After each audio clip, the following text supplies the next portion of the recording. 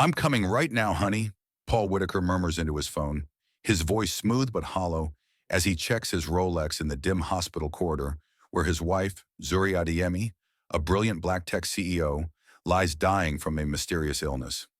Leaning against the doorframe, arms crossed, he doesn't notice Amara Adeyemi, Zuri's identical twin, watching him with piercing suspicion, her forensic accountant's mind already unraveling a sinister plot. Welcome, listeners. Where are you tuning in from today? What do you think lies behind Paul's chilling composure? Is it grief or something far darker? Dive into this gripping tale of betrayal and justice, and don't miss what's coming next. Subscribe to our channel for the latest updates and share in the comments where you're joining us from. Can you guess who's pulling the strings in this deadly game? The truth will shock you. The sterile hum of Los Angeles General Hospital's Room 412 was a cruel metronome, each beep of the machines marking another labored breath from Zuri Adeyemi, a titan whose name once echoed through Silicon Valley like a war cry. At 38, the black tech mogul had built a $200 million empire with her AI platform, a beacon of innovation born from her relentless drive and unyielding vision. Her ebony skin, once luminous with the fire of ambition, was now ashen, her sculpted cheekbones hollowed by a mysterious illness that had devoured her vitality in a mere 3 months. Tubes snaked from her arms, tethering her to life, while monitors flickered with numbers that told a grim story. The woman who had once commanded boardrooms with a glance now lay motionless, her breath a faint whisper against the clinical silence. At the foot of her bed stood Paul Whitaker, her husband of 10 years, his tailored suit as pristine as his composure. His sharp blue eyes, framed by a face that could charm a room, betrayed no trace of sorrow. Instead, they darted to his Rolex for the fourth time in 15 minutes, as if time itself were his true concern, not the woman slipping away before him. Paul's mind was elsewhere, already savoring the candlelit dinner he'd reserved at 7:30 p.m. with Fiona Langley, a biochemist whose elegant smile hid a calculating mind. He leaned over Zuri, his movements deliberate, almost theatrical, and pressed a kiss to her forehead. "Goodbye, my love," he whispered, loud enough for the nurse to hear, his voice smooth but devoid of warmth. "I'll always cherish you." The words hung in the air, polished yet empty, like a rehearsed line from a play he'd performed too many times. Nurse Aisha, a veteran with 18 years of watching life and death unfold in these halls, stood by the IV stand, adjusting a drip with practiced precision. Her dark eyes, sharp with intuition, lingered on Paul. She'd seen grief in all its raw forms, husbands who crumbled, who clung to their wives' hands as if they could anchor them to life. Paul was different. His eyes were dry, his posture too relaxed, his voice too steady for a man whose soulmate was fading. Aisha's fingers paused on the chart, her gut twisting with unease. In her 2 decades of nursing, she learned to trust that instinct, the quiet alarm that whispered when something was wrong. Paul's performance was flawless, but it was just that, a performance. As Paul straightened, his phone buzzed softly in his pocket. He glanced at it, a flicker of a smile crossing his lips, gone as quickly as it appeared. Aisha caught the expression, her suspicion deepening. She turned to Zuri, checking the monitors, and noticed a faint twitch in her patient's fingers. A sign of life Paul didn't even pause to acknowledge. He was already moving toward the door, his polished shoes clicking against the linoleum, his mind clearly elsewhere. Through the glass partition, Aisha watched him pull out his phone, his fingers swift as he typed, "It's almost over. I'll be there soon." The message was to Fiona, though Aisha couldn't know that yet. What she did know, with a certainty that chilled her, was that most husbands didn't make dinner plans while their wives lay dying. In the hospital corridor, Paul loosened his tie, a gesture that felt like shedding a costume. His shoulders relaxed, and for the first time that day, a genuine smile curved his lips. The weight of the hospital room, with its beeping machines and Zuri's fading presence, was behind him. Ahead lay freedom, or so he thought. Zuri's empire, her life insurance, her 3 tech companies, her investments, the Bel Air mansion, all of it would soon be his. Fiona had promised him a future bathed in wealth and power, a life unburdened by the woman who had outshone him for a decade. He didn't see the figure watching him from the shadows of the parking garage, her silhouette tense with purpose. Amara Adeyemi, Zuri's identical twin, stood frozen, her hands gripping the steering wheel of her rented sedan. The sisters had been estranged for 4 years, torn apart by a business dispute that now seemed trivial in the face of Zuri's condition. Amara, a forensic accountant whose knack for unraveling financial conspiracies had earned her a fearsome reputation, had received a frantic call from Zuri's assistant that morning. The news had hit her like a physical blow. Her sister, her mirror, was dying. Now watching Paul's casual stride and that fleeting, smug smile, Amara's instincts screamed. This wasn't grief. This was something darker, something calculated. Her mind, trained to spot patterns in chaos, began to piece together the fragments. Paul's indifference, the rapid onset of Zuri's illness, the way he checked his phone with a lover's urgency. Back in room 412, Aisha confided in Dr. Elena Torres, the attending physician, her voice low but urgent. "Something's not right about that husband," she said, her eyes flicking to the door Paul had exited. "I've seen men lose their wives. They don't act like that." Dr. Torres, her brow furrowed, nodded thoughtfully. She'd noticed anomalies in Zuri's case, symptoms that didn't align neatly with any known disease, a progression too swift and erratic. "We'll keep a close eye," she replied, her voice steady but laced with concern. "Let's review her chart again. There might be something we missed." As the hospital lights dimmed for the evening shift, Amara sat in her car, her heart pounding with a mix of fear and resolve. She didn't yet know the full scope of the betrayal unfolding, but she knew enough to act. Paul's behavior, the text she'd glimpsed, the way he'd walked away from Zuri without a backward glance, it all pointed to a truth too monstrous to ignore. Somewhere in that hospital room, her sister was fighting for her life, and Amara would not let her fight alone. The dying light of Zuri's strength was flickering, but Amara's was just beginning to burn. The fluorescent lights of Los Angeles General Hospital buzzed faintly, casting stark shadows across the linoleum floor, as Amara Adeyemi sat in a quiet corner of the hospital cafeteria, her laptop open and a steaming cup of black coffee untouched beside her. Her eyes, sharp and unyielding, scanned Zuri Adeyemi's medical records, each line fueling a growing fire in her chest. Amara, a forensic accountant whose career was built on dismantling corporate conspiracies, had always trusted her instincts, and now they screamed. Something was terribly wrong. Her twin sister Zuri lay upstairs in room 412, her life draining away under the weight of a mysterious illness, while her husband, Paul Whitaker, displayed a chilling detachment that gnawed at Amara's mind. The call from Zuri's assistant had come like a thunderbolt, shattering the 4-year estrangement between the sisters. Now Amara was here, driven by blood and a fierce need to uncover the truth. Her fingers paused over the keyboard as she recalled Paul's behavior in the hospital room earlier that day. His dry eyes, his steady voice delivering that hollow, "Goodbye, my love," and the way he checked his Rolex with the impatience of a man awaiting a business meeting rather than his wife's final moments. It wasn't just his lack of grief. It was the calculated ease of his movements, the way he'd lingered at the door, his phone buzzing with a message that brought a fleeting smirk to his lips. Amara had followed him to the parking garage, her heart pounding as she hid in the shadows of her rented sedan. There she'd seen him type a message to Fiona Langley, a biochemist and Zuri's colleague. "It's almost over. I'll be there soon." The words, glimpsed over his shoulder, had sent a chill through her, confirming what her gut already knew. Paul was no grieving husband. Now in the cafeteria, Amara cross-referenced Zuri's medical records with her own database of symptoms and diseases, her forensic mind dissecting the anomalies. The records showed organ failure progressing at an unnatural pace, liver, kidneys, nervous system, all deteriorating in a chaotic pattern that defied any single diagnosis. Fatigue, nausea, and joint pain had appeared first, followed by neurological symptoms that baffled Zuri's doctors. Test after test had come back inconclusive, yet the progression was relentless, as if orchestrated. Amara's experience with insurance fraud cases had taught her to spot patterns others missed, and this felt like no natural illness. It felt like sabotage. She closed her laptop and leaned back, her mind racing. Paul's behavior was the key. During her brief visit to Zuri's bedside that morning, she'd watched him avoid eye contact.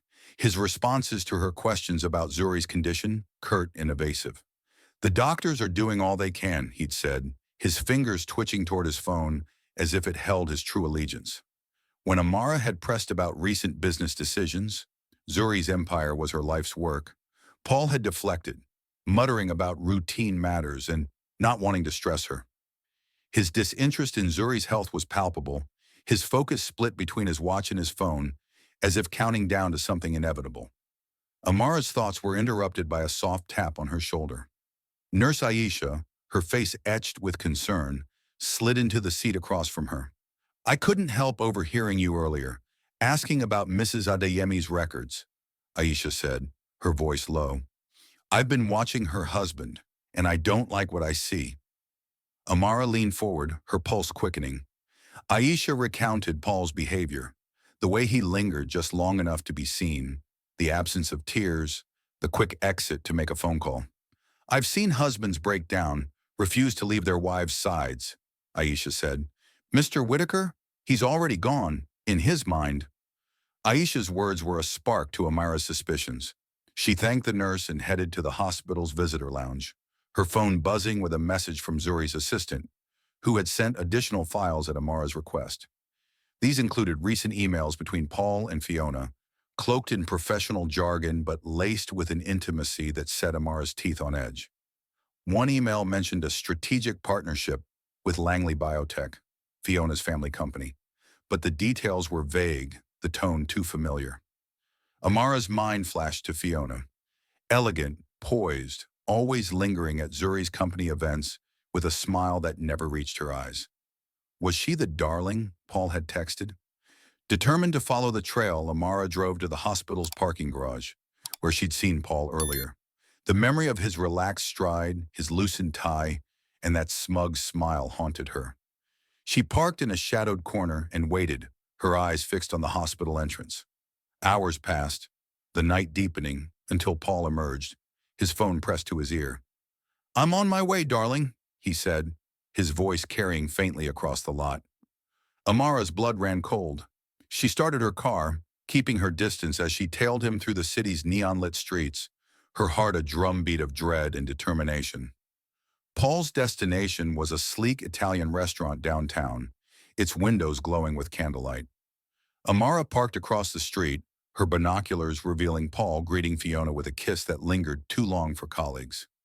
Fiona, her blonde hair catching the light, smiled with a predator's grace, her hand resting possessively on Paul's arm. Amara's fingers tightened around her phone as she snapped photos, her mind racing with questions. What tied Paul to Fiona? Was this an affair or something more calculated? The pieces were falling into place, each one darker than the last. Back at her hotel room, Amara pored over the photos and emails, her forensic training kicking into overdrive. She hacked into a public financial database, pulling records on Langley Biotech. The company, small but profitable, specialized in research compounds, a vague term that raised red flags. A deeper search revealed Fiona's name linked to a series of lawsuits, settled out of court, connected to the unexplained deaths of business partners. Amara's breath caught. This wasn't just infidelity. This was a pattern, and Zuri was its latest target. As the night stretched on, Amara sat in the dark, her coffee now cold, her resolve burning hotter than ever. Paul and Fiona were hiding something, and Zuri's life depended on Amara uncovering it. The shadows of doubt had solidified into a mission, to save her sister and expose the truth, no matter how monstrous it might be. The Bel Air mansion stood like a monument to Zuri Adeyemi's triumph, its sleek glass walls and minimalist elegance a testament to her $200 million tech empire. Amara Adeyemi slipped through the front door, her heart pounding as she clutched the spare key Zuri had given her years ago, before their estrangement had torn them apart. The house was silent, save for the faint hum of a security system she disabled with a code Zuri had once shared in a moment of trust. Amara's footsteps echoed on the marble floors as she moved with purpose, her forensic accountant's mind sharp and focused. She wasn't here to reminisce about her sister's success, displayed in the awards lining the walls or the framed photos of Zuri at tech summits. She was here to find proof of the betrayal she suspected, a truth that could save Zuri's life from the mysterious illness draining her in room 412 of Los Angeles General Hospital. Amara's suspicions had crystallized after tailing Paul Whitaker, Zuri's husband, to his clandestine dinner with Fiona Langley. His chilling text, "It's almost over," and their too intimate embrace had ignited a fire in her.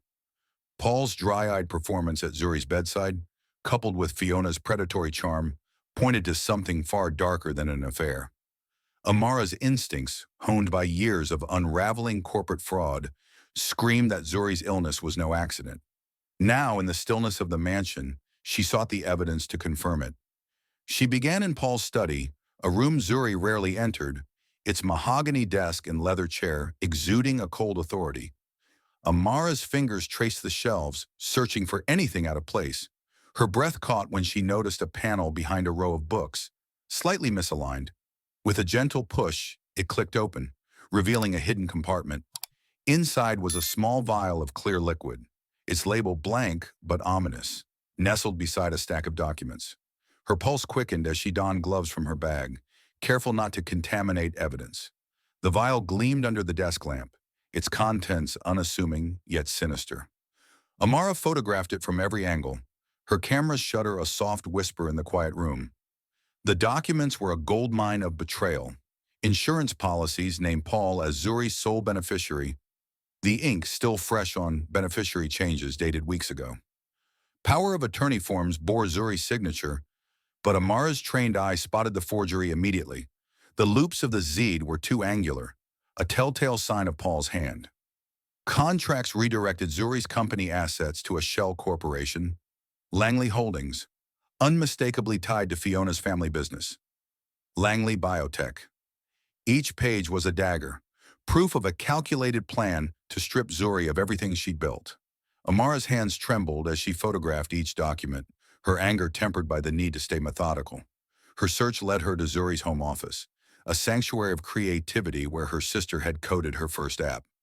The room felt like a shrine to Zuri's brilliance, but Amara's focus was unrelenting. In a locked drawer, opened with a paperclip and a steady hand, she found a manila folder labeled Progress in precise, feminine handwriting that wasn't Zuri's. Inside were notes detailing Zuri's symptoms: fatigue, nausea, joint pain, neurological decline. Each entry was time-stamped, matched to dates when Zuri's condition had worsened, as if her suffering were a scientific experiment.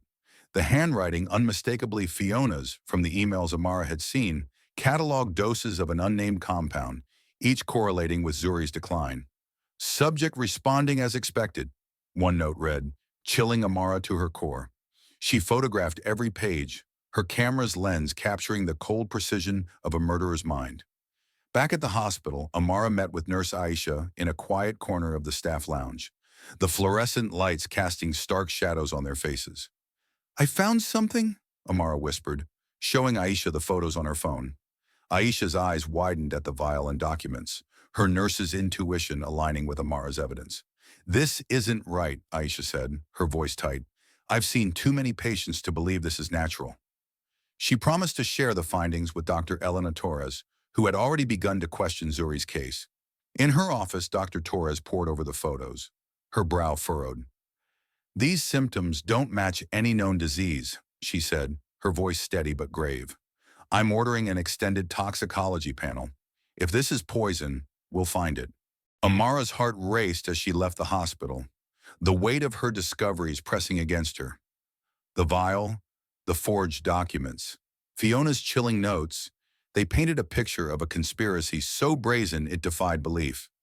Paul and Fiona weren't just betraying Zuri, they were orchestrating her death, stripping her of her legacy while she lay helpless. Amara's mind flashed to her sister's frail form, the twitch of her fingers a faint sign of the fighter still within. She couldn't fail her now. As she drove back to her hotel, the city's lights blurred through her windshield, a stark contrast to the darkness closing in on her thoughts. Fiona Langley, with her biochemist's expertise, and Paul, with his greed-fueled complicity, had underestimated the bond between twins. Amara's resolve hardened with every mile. She would protect Zuri, expose the truth, and bring down those who thought they could erase her sister's light. The evidence of betrayal was in her hands, and it was only the beginning. The hospital room was a stage, its dim lights casting long shadows across the sterile walls of room 412 at Los Angeles General Hospital. Amara Adeyemi lay in her sister Zuri's bed, her heart a steady drumbeat beneath a carefully crafted facade of frailty. The monitors beeped softly, their rhythm a grim echo of Zuri's struggle, but Zuri herself was safe, hidden away at UCLA Medical Center under maximum security, her transfer orchestrated by Dr. Elena Torres and a trusted few. Amara, identical in every way to her twin, had transformed herself into a mirror of Zuri's dying form, pale makeup accentuating the hollows of her cheeks, her movements slow and deliberate, her voice practiced to mimic the raspy whisper of a woman on the edge. As a forensic accountant, Amara had spent years unraveling lies with cold precision, but this was her greatest gamble yet, impersonating her sister to trap Paul Whitaker and Fiona Langley in their web of deceit. The plan was as dangerous as it was audacious.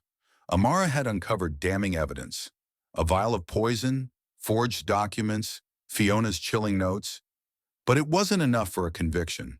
She needed irrefutable proof, something to catch Paul and Fiona in the act, and she was betting everything on their arrogance.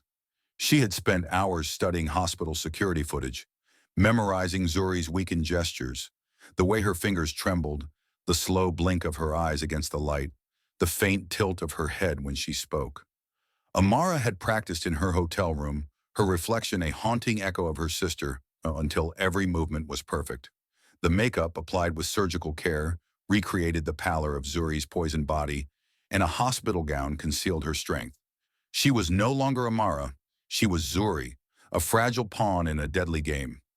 At 7:00 p.m., the door creaked open, and Paul Whitaker stepped inside, his tailored suit as immaculate as his composure. His blue eyes scanned the room, settling on Amara with a practiced look of concern that didn't reach his soul. "Hey, darling," he said softly, his voice smooth as polished glass. "How are you feeling tonight?" Amara let her eyes flutter open, blinking slowly as if the light pained her. "Paul," she whispered, her voice a perfect imitation of Zuri's weakened tone. "It's hard to breathe today." She watched his reaction, noting the flicker of satisfaction in his eyes as he glanced at the monitors, their numbers rigged by Dr. Torres to show a deteriorating condition. Paul's hand rested briefly on hers, cold and fleeting, before he pulled back, his attention already drifting to his phone. Amara pressed further, her words calculated to unsettle. "Paul, what's happening with the company? I heard something about a merger." His jaw tightened, almost imperceptibly, and he forced a smile. "Nothing you need to worry about, sweetheart. Just some paperwork to keep things running. You focus on getting better." The lie was smooth, but Amara caught the unease in his posture, the way his fingers twitched toward his pocket. She pushed harder, her voice frail but insistent. "I should know what's happening. It's my company." Paul's smile faltered and he leaned closer, his tone patronizing. "I've got power of attorney, remember? Everything's under control." Amara filed away his words, each one a thread in the tapestry of betrayal she was weaving. The door opened again an hour later, admitting Fiona Langley, her blonde hair catching the dim light like a halo she didn't deserve. Her designer heels clicked softly as she approached, a bouquet of lilies in her arms, their scent cloying in the sterile air. "Zuri, you poor thing," Fiona said, her voice dripping with false sympathy. "We've been so worried." Amara studied her through half-closed eyes, noting the calculation behind Fiona's smile, the way her gaze lingered on the monitors with a predator's focus. "Fiona," Amara rasped, "Paul mentioned a merger with Langley Biotech. Why didn't we discuss this?" Fiona's expression froze for a fraction of a second, her lips tightening before she recovered. "Oh, it's just a preliminary idea," she said, her tone too light. "Nothing's set. You shouldn't stress yourself with business now." Amara let her head loll slightly, feigning exhaustion, but her mind was razor-sharp. Fiona's discomfort was palpable, her eyes darting to Paul, who stood by the window, checking his phone again. Amara's questions had rattled them, planting seeds of doubt that their plan was unraveling. "I want to see the paperwork," Amara murmured, her voice barely audible. When I'm stronger. Fiona's smile became a thin line, and she exchanged a glance with Paul, a silent signal Amara didn't miss. Of course, Fiona said, her voice strained. We'll bring it soon. Rest now.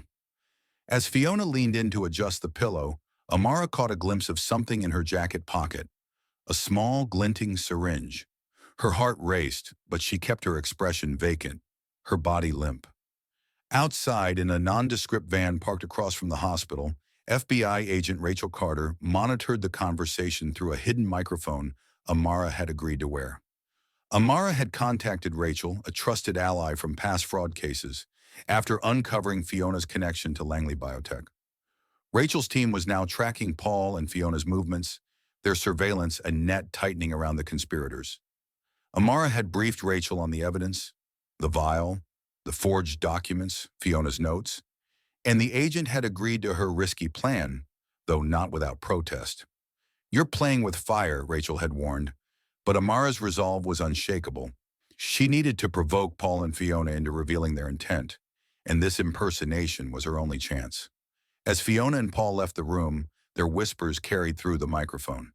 She's asking too many questions, Fiona hissed. We need to move faster.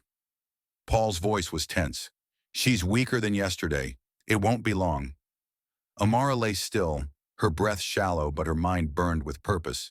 She was walking a tightrope, one false move away from disaster, but every word she elicited was another nail in their coffin.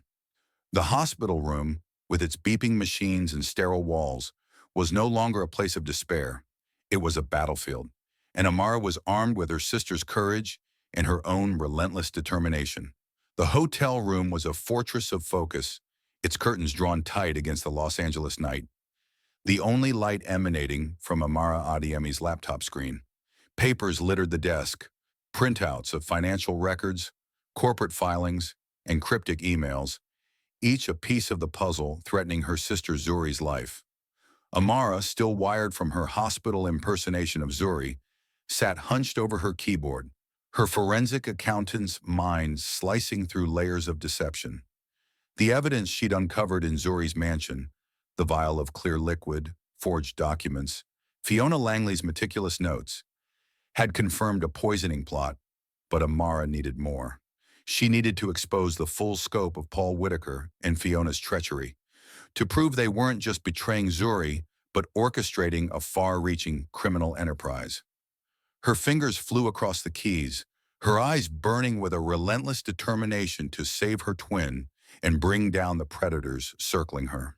Amara's investigation had taken a darker turn after her tense hospital encounter with Paul and Fiona. Their unease at her probing questions about the Langley Biotech merger had been palpable, their exchanged glances a silent admission of guilt. Now, alone in her hotel room, Amara dove deeper into Langley Biotech's shadowy history. Using secure databases from her years tracking corporate fraud, she unearthed a chilling pattern. Fiona, the poised biochemist with a smile like a blade, was linked to 4 mysterious deaths over 15 years. Wealthy entrepreneurs whose sudden illnesses mirrored Zuri's. Their assets funneled to Langley Biotech through shell companies. Each case was a masterclass in deception. No autopsies raised flags. No investigations gained traction. The settlements, buried in out-of-court agreements, had enriched Fiona's family to the tune of $75 million, all cloaked in the guise of legitimate pharmaceutical research. The deeper Amara dug, the more monstrous the truth became.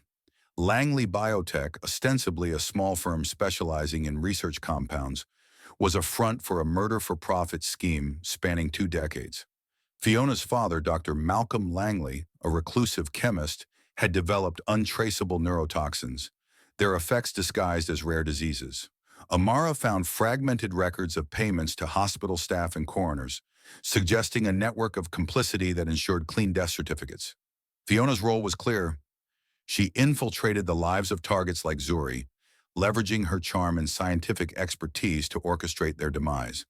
Paul, with his greed and weak will, was her perfect accomplice, seduced by promises of Zuri's empire and a new life with Fiona. Amara's stomach churned as she connected the dots. Zuri wasn't just a victim. She was the latest in a line of prey. Her phone buzzed, pulling her from the screen. It was FBI agent Rachel Carter, her voice taut with urgency. Amara, we've got eyes on Fiona and Paul. They met at a downtown bar an hour ago, and our lip readers caught fragments.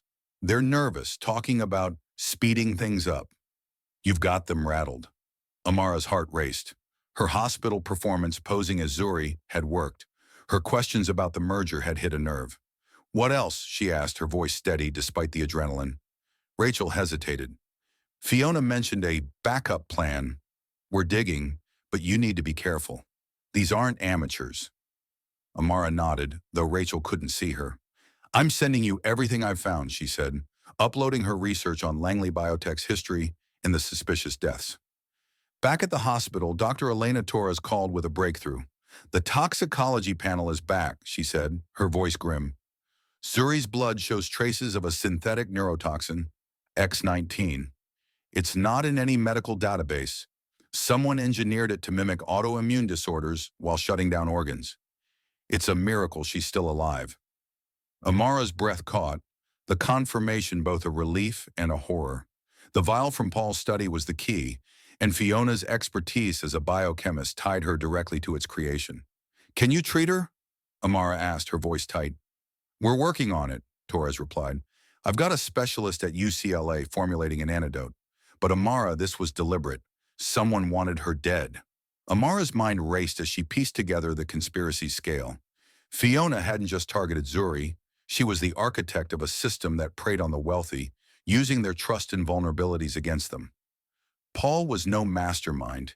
He was a pawn, lured by Fiona's promises of wealth and power. The forged documents Amara had found showed his hand in redirecting Zuri's assets, but Fiona's notes revealed her as the true puppeteer, documenting Zuri's decline with clinical precision. Amara's anger burned hot, but she channeled it into strategy. She needed to keep Fiona and Paul off balance, to push them into a mistake that would expose them fully. She met Rachel at a discreet coffee shop near the hospital, the hum of late-night patrons masking their conversation. Amara handed over a USB drive with her findings, financial trails, death records, and Fiona's incriminating notes. This is bigger than Zuri, she said, her voice low but fierce. They've been doing this for years, and they're not stopping unless we make them. Rachel's eyes scanned the files, her expression hardening. This is enough for surveillance warrants, maybe more. But we need them to act. Something concrete on record. Amara nodded, her plan already forming. I'll keep playing Zuri in the hospital. If I push harder, they'll slip. Rachel's jaw tightened. You're putting yourself in their crosshairs, Amara. If they suspect you're not Zuri... She didn't finish, but Amara understood. The risk was immense, but so was the stakes. Her sister's life and justice for countless others. As Amara returned to her hotel, the city's lights glittered like a false promise, hiding the darkness she was uncovering. Fiona and Paul thought they were untouchable, their plan a perfect machine of greed and murder. But they hadn't counted on Amara, whose love for her sister burned brighter than their malice. She sat at her desk, staring at a photo of Zuri from better days, her smile radiant at a tech conference. The conspiracy was unmasked, its contours clear in Amara's mind. Now she would turn their arrogance against them, drawing them into a trap of their own making. The hospital room was a crucible, its sterile walls closing in as Amara Adeyemi lay in Zuri's bed, her body still but her mind a coiled spring. Room 412 at Los Angeles General Hospital was no longer just a stage. It was a trap meticulously set to ensnare Paul Whitaker and Fiona Langley. Amara, disguised as her dying twin, had spent hours perfecting the illusion. Her skin sallow with makeup, her movements frail, her voice a raspy echo of Zuri's suffering. Hidden microphones wired by FBI agent Rachel Carter's team captured every sound, while cameras concealed in the ceiling waited to record the truth. Zuri was safe at UCLA Medical Center, her condition stabilizing under an antidote for the neurotoxin X19. But here, Amara played the role of a woman on the brink, baiting two predators who believed their plan was nearing its grim conclusion. Amara's heart pounded as she adjusted her position, the hospital gown crinkling softly. Her performance as Zuri had already rattled Paul and Fiona. Her pointed questions about the Langley Biotech merger had sparked unease. their reactions betraying a desperate need to silence her. Now she needed them to act, to reveal their intent on camera. Dr. Elena Torres had spread word among the hospital staff that Zuri was showing signs of improvement, a calculated rumor to push the conspirators into panic. Amara's plan was simple but perilous. Make them believe Zuri was recovering, forcing them to escalate their scheme in a way that would expose them. Rachel's surveillance team was stationed outside, their van a nerve center of activity, ready to move the moment Amara signaled. At 8:01 p.m., the door hissed open, and Paul entered, his face a mask of feigned concern. His eyes, cold as slate, flicked to the monitors, which Amara knew were rigged to show a slight uptick in vital signs. "Hey, darling," he said, his voice soft but laced with impatience. "The nurses say you're doing better. That's true." Amara let her eyes open slowly, her expression dazed. "I think so," she whispered, her voice trembling just enough to sell the lie. "I feel stronger today." Paul's smile tightened, a crack in his composure. He sat beside her, his hand hovering over hers without touching, as if repelled by the possibility of her survival. "That's good news," he said, but his tone was flat, his gaze darting to the door. Amara noted his agitation, the way his fingers twitched toward his phone. She pressed further, her voice weak but deliberate. "Paul, I want to see the merger papers. If I'm getting better, I need to know what's happening with my company." His jaw clenched and he leaned closer, his voice dropping to a patronizing whisper. "You're not well enough for that, sweetheart. Let me handle it." Amara's heart raced. She could feel his desperation, the weight of a plan unraveling. "It's my company," she insisted, her eyes locking onto his. "I deserve to know." Paul's mask slipped, a flash of irritation crossing his face before he stood abruptly. "I'll bring them tomorrow," he said, already moving toward the door. In the hallway, Amara's hidden microphone caught his whispered call. "She's asking too much. We need to finish this." The words were a spark, igniting the trap. An hour later, Fiona arrived, her presence like a cold wind sweeping through the room. Her blonde hair was pulled back, her designer coat concealing something Amara couldn't see but suspected. A syringe, the final dose of X-19. Fiona's smile was brittle, her eyes scanning Amara with clinical precision. "Zuri, you're looking better," she said, her voice honeyed but sharp. "The doctors are optimistic." Amara let her head loll slightly, feigning weakness. "I hope so," she rasped. "But, Fiona, why are you and Paul pushing this merger? I never approved it." Fiona's composure faltered, her lips parting in a moment of shock before she recovered. "It's just an idea," she said, her tone too smooth. "We thought it could help the company while you're recovering." Amara pushed harder, her voice gaining a faint edge. "I want to see every document. Tomorrow." Fiona's eyes narrowed, and she stepped closer, her hand slipping into her coat pocket. Amara's pulse surged as she glimpsed the syringe, its needle glinting faintly. "You need to rest, Zuri," Fiona said, her voice low and dangerous. "This will help." She reached for the IV line, her movements swift, but Amara was ready. Her hand shot out, grabbing Fiona's wrist with a strength that belied her frail appearance. "I know what you're doing," Amara said, her voice clear and sharp, no longer Zuri's. "I know about the poison, the forged documents, the murders." Fiona's face drained of color, her eyes wide with shock. "What are you talking about?" she stammered, trying to pull free, but Amara's grip was iron. "I'm not Zuri," Amara said, sitting up, her gaze fierce. "I'm Amara Adeyemi, her twin, and you just tried to kill me on camera." The room's lights blazed on, and Rachel Carter burst through the door, her weapon drawn, followed by 6 FBI agents in tactical gear. "Fiona Langley, you're under arrest for attempted murder and conspiracy," Rachel announced, her voice cutting through the air.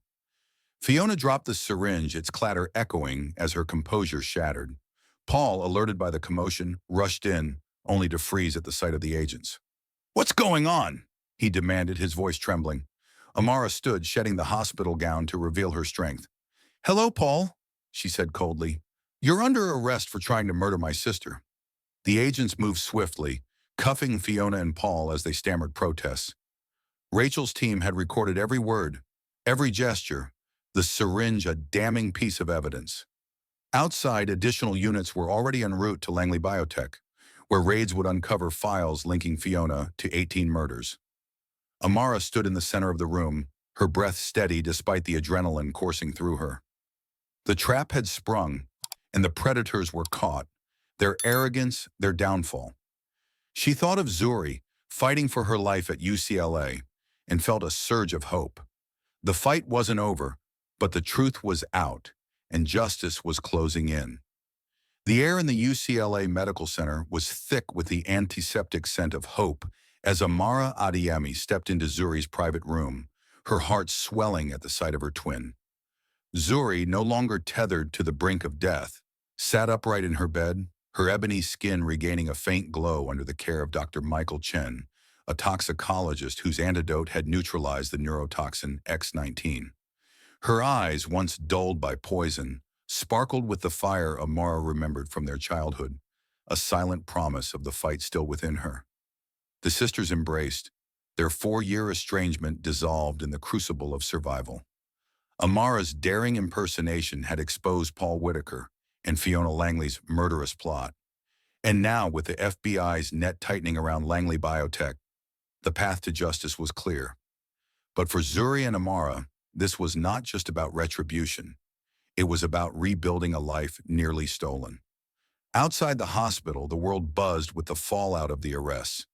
FBI agents, armed with Amara's evidence, had raided Langley Biotech's laboratories across 3 states, seizing computers, financial records, and vials of untraceable toxins. Dr. Malcolm Langley, Fiona's father and the architect of their deadly compounds, was apprehended in his Pasadena estate, caught shredding documents that detailed 18 murders over 2 decades. The evidence was overwhelming. Fiona's recorded confession, captured by Amara's hospital trap, played on a loop in Rachel Carter's office, her cold admission of poisoning Zuri a damning centerpiece. Paul's frantic denials crumbled under the weight of forged documents and his own whispered phone calls, each one a thread in the tapestry of betrayal Amara had unraveled. Zuri's recovery was a miracle, but the scars of betrayal ran deep. As she regained strength, her mind turned to her tech empire, battered by Paul's sabotage. Amara, now her sister's fiercest ally, took charge of the financial autopsy. She pored over Zuri's company records in a temporary office at UCLA, her forensic skills dissecting the damage. Paul had siphoned $3 million into offshore accounts, manipulated contracts to devalue Zuri's firms, and spread rumors of her failing health to alienate clients. Yet beneath his sabotage, Amara found resilience. Zuri's companies were fundamentally strong, their innovations still coveted. With Zuri's approval, Amara began clawing back the stolen funds, tracing every transaction to freeze Langley Biotech's shell accounts. The sisters worked late into the night, their bond rekindled by shared purpose, transforming grief into action. The trial of Fiona Langley, Paul Whitaker, and Dr. Malcolm Langley gripped the nation, its details splashed across headlines as the Poison Empire case. Amara sat in the front row of the federal courthouse, her presence a silent rebuke to the defendants. Fiona, her elegance now a hollow shell, stared ahead with icy defiance, her legal team arguing she was a pawn of her father's schemes. The jury wasn't swayed, her voice on the hospital recording, calmly preparing to inject Amara with X-19, was chilling proof of her ruthlessness. Paul's defense was weaker, his claims of being manipulated by Fiona were undermined by his gleeful texts about Zuri's impending death. Dr. Langley, in a bid for leniency, turned state's evidence, revealing a network that had claimed at least 20 lives, their assets fueling Langley Biotech's rise. The courtroom gasped as he described Fiona's role as the mastermind, her father merely the chemist behind her ambition. The verdicts came swiftly. Fiona was sentenced to life without parole for 18 counts of first-degree murder, conspiracy, and racketeering, her face betraying no emotion as the gavel fell. Paul received 40 years for attempted murder, fraud, and forgery, his composure collapsing into sobs as he realized his future was a cell. Dr. Langley, his cooperation noted, got 30 years, his legacy forever tainted as a murderer's enabler. Amara watched, her heart a storm of triumph and exhaustion, knowing each sentence was a victory for Zuri and the countless victims silenced by Langley Biotech's greed. Beyond the courtroom, the sisters turned their focus to rebuilding.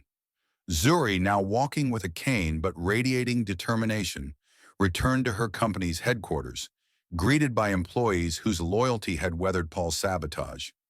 Amara, leveraging her forensic expertise, restored the company's financial health, recovering $2.8 million and securing new contracts that pushed the valuation to $500 million. Together, they launched the Adeyemi Foundation, a nonprofit dedicated to victims of financial abuse and domestic violence. Housed in a sleek Los Angeles office, the foundation offered legal aid, security training, and financial counseling, its mission a beacon for those trapped by predators like Fiona and Paul. Within months, it had supported hundreds, its impact rippling through communities scarred by betrayal. Zuri's voice, once silenced by poison, grew stronger as she spoke at Foundation events, her story inspiring survivors to reclaim their lives. Amara, her partner in this new mission, found purpose in protecting others from the schemes she dismantled. The sisters, once divided by a petty dispute, now stood as an unbreakable force, their empire rebuilt on the ashes of their enemies' plans. The courtroom's justice was only the beginning. Zuri and Amara were crafting a legacy that would outlast the pain, a testament to their resilience in the unbreakable bond of family. The grand ballroom of the Los Angeles Convention Center shimmered under crystal chandeliers, its air alive with the hum of anticipation as 2,000 women, entrepreneurs, innovators, survivors, gathered for the Forbes Women's Summit. Zuri Adeyemi stood at the podium, her presence commanding, her ebony skin glowing under the stage lights, a stark contrast to the frail figure who had once lain poisoned in a hospital bed. Her voice, clear and resonant, carried the weight of her journey, captivating the audience and millions more watching the live broadcast. At 38, Zuri was no longer just a tech mogul with a $500 million empire. She was a beacon of resilience, her story of survival and triumph, a clarion call to those who dared to rise above betrayal. Beside her, in the VIP section, sat Amara Adeyemi, her identical twin, whose fierce determination had saved Zuri's life and toppled a murderous conspiracy. Their bond, forged anew in the crucible of adversity, was the heartbeat of this moment. Zuri's keynote began with a confession that hushed the room. 5 years ago, I was dying, poisoned by those I trusted most. My husband, Paul Whitaker, and my colleague, Fiona Langley.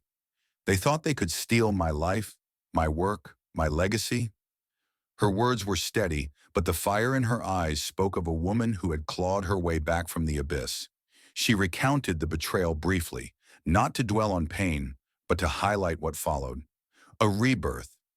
Today, my companies employ 4,000 people, spanning technology, healthcare, and education.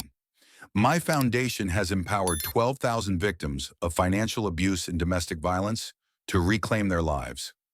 The audience erupted in applause, but Zuri's gaze found Amara, a silent acknowledgement of the sister who had made this possible. Amara watched, her heart swelling with pride, but her mind was ever vigilant.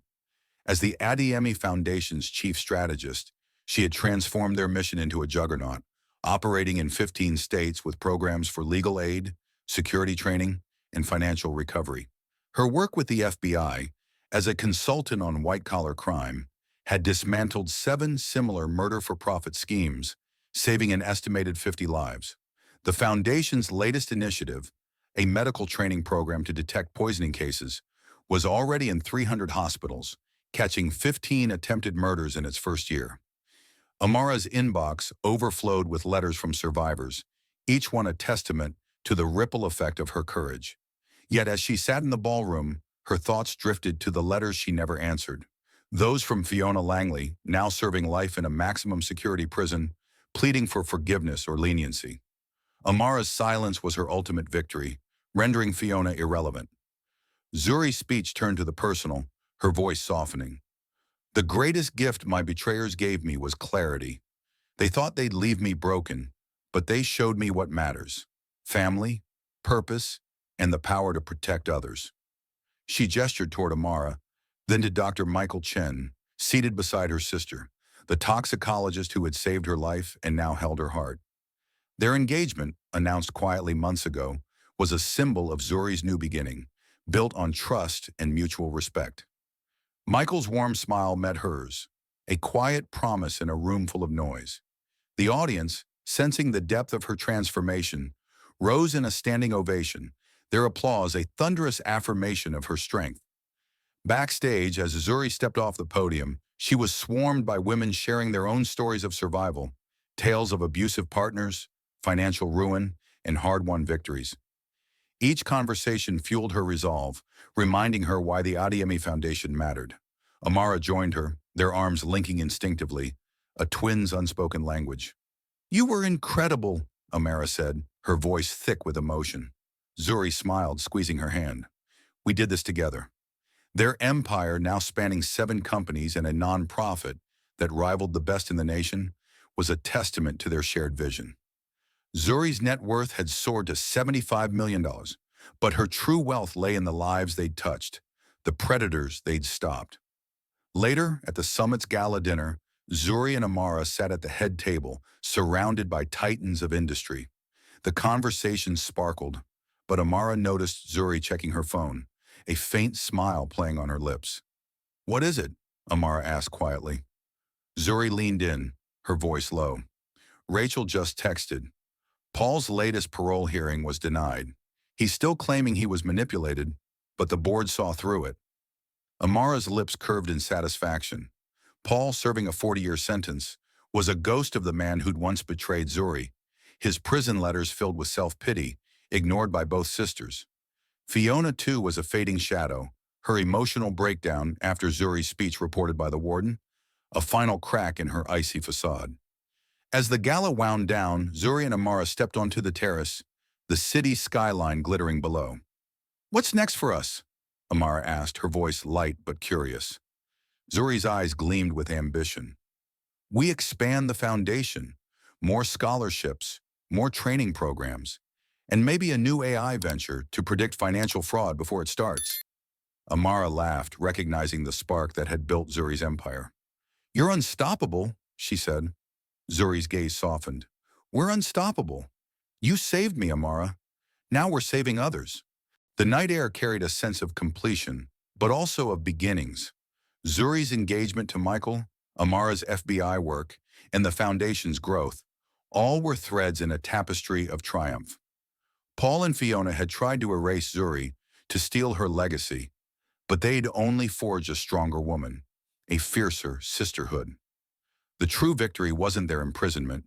It was the life Zuri and Amara had built, a legacy of purpose and love that no betrayal could dim. As they stood together, the city lights stretching before them, Zuri felt the weight of her survival, not as a burden, but as a crown. As the saga of Zuri and Amara Adeyemi concludes, their triumph over betrayal leaves us with a powerful reminder of resilience and justice. What did you think of their journey? Did Zuri's strength or Amara's courage resonate with you most? Share your thoughts in the comments below and let us know where you're tuning in from. Your insights fuel our storytelling. We're deeply grateful for your time and support, and we invite you to subscribe to our channel for more gripping tales of survival and redemption. Hit that subscribe button to join us for the next story, where new heroes rise and secrets unravel. Until then, thank you for being part of this journey, and we can't wait to meet you again in the next chapter.